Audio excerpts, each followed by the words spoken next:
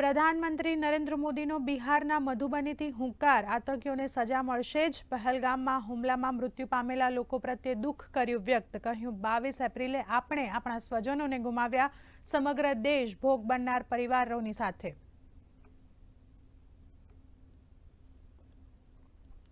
પ્રધાનમંત્રી નરેન્દ્ર મોદી બિહારના મધુબનીમાં રાષ્ટ્રીય પંચાયતી રાજ દિવસ નિમિત્તે આયોજિત કાર્યક્રમમાં લીધો ભાગ. 13,000 કરોડથી વધુની વિકાસ પરિયોજનાનું કર્યું લોકાર્પણ.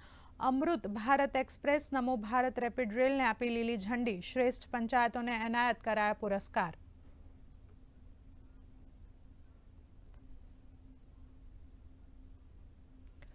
મુખ્યમંત્રી ભૂપેન્દ્ર પટેલની અધ્યક્ષતામાં મહેસાણાના આખજમાં રાષ્ટ્રીય પંચાયતી રાજ દિવસનો કાર્યક્રમ. મહેસાણાના આ કાર્યક્રમમાં પહલગામ હુમલાના મૃતકોને અપાઈ શ્રદ્ધાંજલિ.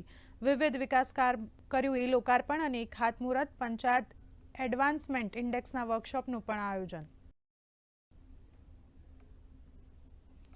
પહલગામ હુમલામાં મૃત્યુ પામેલા ભાવનગર અને સુરતના ત્રણેય મૃતકોના પાર્થિવ દેહના કરાયા અંતિમ સંસ્કાર. ભાવનગર ખાતે મુખ્યમંત્રી ભૂપેન્દ્ર પટેલે પિતા પુત્રની અંતિમ યાત્રામાં, તો સુરત ખાતે કેન્દ્રીય મંત્રી CR પાટીલ અને ગૃહ રાજ્યમંત્રી હર્ષ સંઘવીએ આપી હાજરી.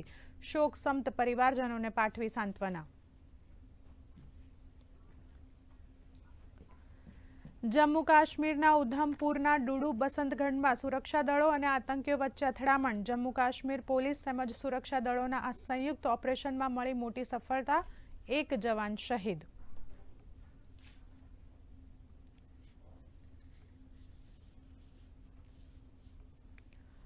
ભારતે પાકિસ્તાનને રાજકીય, આર્થિક અને રાજદ્વારી મોરચે આપ્યો મોટો ફટકો. સિંધુ જળ સંધિ સ્થગિત, અટારી બોર્ડર કરી બંધ. સાર્ક અંતર્ગત મળેલ વિઝા છૂટ તુરંત રદ. પાકિસ્તાનીઓએ 48 કલાકમાં છોડવો પડશે દેશ.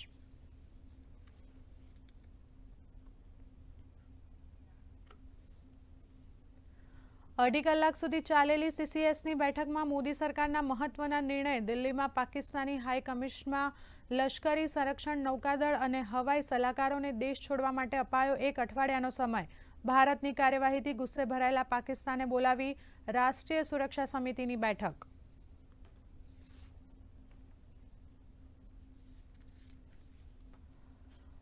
પહલગામ આતંકી હુમલા પર સર્વદળીય બેઠક આજે. સંરક્ષણ મંત્રી રાજનાથ સિંહની અધ્યક્ષતામાં મળશે બેઠક. તો કોંગ્રેસ વર્કિંગ કમિટીની બેઠકમાં હુમલાના મૃતકોને મૌન પાળી અપાઈ શ્રદ્ધાંજલિ.